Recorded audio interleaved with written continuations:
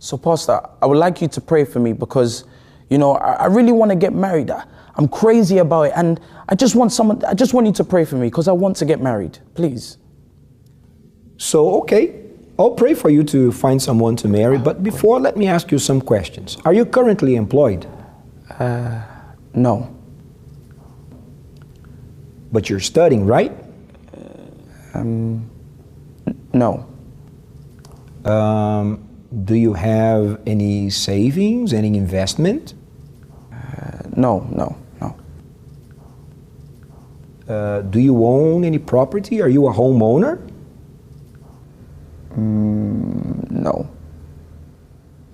Okay. Okay. Fine. We'll pray right now. Fantastic. Let's pray right now. Thank you. Close your eyes.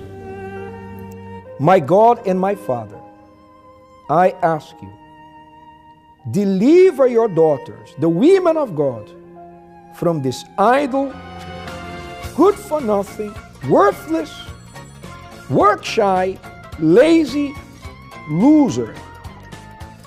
They do not deserve to be with a man like him. And for this reason, I pray, deliver them.